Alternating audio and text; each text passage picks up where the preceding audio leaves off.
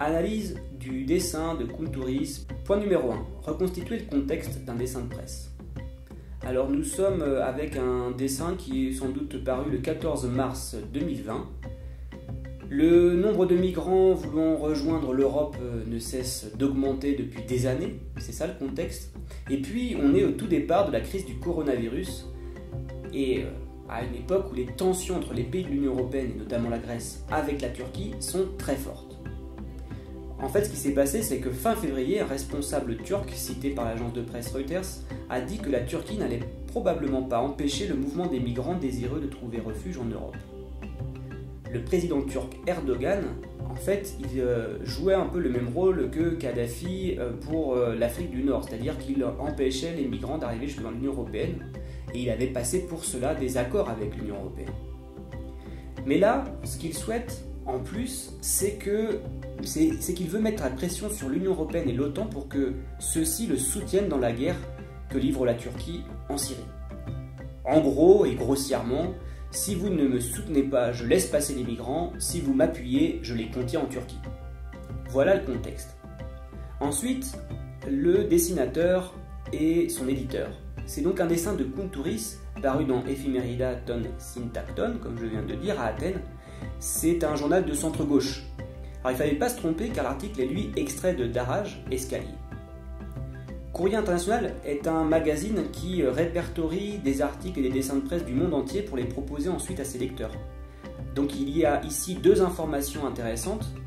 C'est que le journal dans lequel a été publié le dessin de presse est un journal grec, et donc il est potentiellement touché par l'arrivée massive de migrants en provenance de Turquie, et il est de centre-gauche, c'est-à-dire qu'il prend en compte la difficulté des migrants, et pour lui, les États ou les organisations internationales devraient agir pour régler le problème, pour aider au règlement du problème.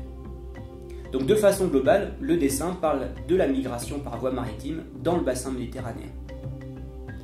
Point numéro 2, on va décrire les éléments, après les avoir présenté le dessin. D'abord des personnages. On voit une dizaine de personnes entassées sur un petit bateau appelé Zodiac. Ils portent tous des gilets de sauvetage, ce qui permet de comprendre qu'il s'agit de migrants. Ensuite, les objets. Eh bien, comme on vient de le dire, le Zodiac, qui est un bateau de sauvetage qui n'est donc pas du tout destiné à traverser les mers. Et les gilets de sauvetage servent aussi, comme on vient de le dire, à identifier les migrants. Nous avons aussi le drapeau bleu à étoile, qui sert à identifier les pays de l'Union Européenne. Le décor. Nous avons ici un fond blanc représentant un décor extérieur naturel composé d'une vague géante faite de fils barbelés qui déchirent le drapeau européen. Le rôle de ce décor est important. Le moment. Il n'y a donc qu'un seul moment de représenter ici, un moment de forte tension puisque la vague est sur le point de s'abattre sur le bateau pneumatique. Il n'y a pas de parole ni de son. Passons donc aux écrits dans le dessin. Il n'y en a pas. Et la légende du dessin est très austère. Il y a juste le nom de l'auteur, du journal et de la ville dans lequel il est paru. En ce qui concerne la composition, il faut tracer une diagonale allant du coin en bas à gauche au coin en haut à droite. Et à gauche de cette diagonale, on a une vague immense, alors qu'à droite, on a les personnages qui sont minuscules. L'angle est neutre et on a une prise de vue à hauteur d'œil. En ce qui concerne le graphique, nous sommes avec un dessin stylisé en couleur. Pour les figures de style, on retrouve ici une allégorie, le drapeau qui représente l'Union Européenne mais aussi ses valeurs.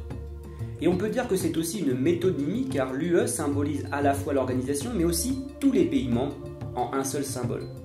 L'auteur n'allait pas dessiner chacun des drapeaux de l'Union Européenne. Les barbelés sont eux une métaphore de la politique migratoire fermée de la plupart des pays européens, alors que la vague scélérate est une métaphore de la mort qui attend les migrants, mais c'est aussi un détournement. On va passer effectivement au procédé humoristique à lister. Il n'y a pas de procédé humoristique ici, mais il y a une référence très claire à une estampe qui s'appelle la Grande Vague de Kanagawa, peinte par le japonais Hokusai au XIXe siècle. Et elle représente donc un tsunami ou une vague scélérate qui a aussi la forme d'une main destructrice. On passe au troisième point, analyser chaque élément du dessin de presse. Alors en lisant de gauche à droite, on peut comprendre que la politique migratoire fermée de l'Union Européenne déchire ses propres valeurs basées sur les droits de l'homme, ainsi que la solidarité entre les États européens, et qu'elle a comme conséquence la mort des pauvres migrants dont l'identification ne semble même pas importante car ils sont des victimes méprisées d'une fatalité qui s'abattait déjà sur les pêcheurs de l'estande de Couzaï il y a 2 siècles. On peut supposer que l'auteur dénonce sans nervosité ce qu'il représente pour faire réagir ses lecteurs. Les migrants sont mis à mort par la politique migratoire actuelle de l'Union européenne, politique migratoire qui contribue aussi à déchirer l'Union européenne elle-même. Voilà en une phrase le résumé de ce que sous-entend l'auteur. Comme nous l'avons déjà dit, il s'agit ici d'un dessin paru dans un journal de Grèce, pays d'arrivée ou de transit, alors que l'article vient lui d'un espace de départ, le Proche-Orient. Il est donc important d'avoir le contexte d'un dessin de presse. Et le Courrier international a choisi ce dessin et cet article pour mettre en avant les attitudes des différents États par rapport aux migrations. Ici, les pays de l'Union européenne, la Turquie. Alors que ce sont les migrants qui en subissent les conséquences. Il y a donc complémentarité entre le dessin de presse et l'article. Le Courrier international place ce dessin dans la même page que l'article pour faire réfléchir et débattre sur les enjeux que recouvrent les migrations, c'est-à-dire les enjeux socio-économiques, mais aussi les enjeux géopolitiques.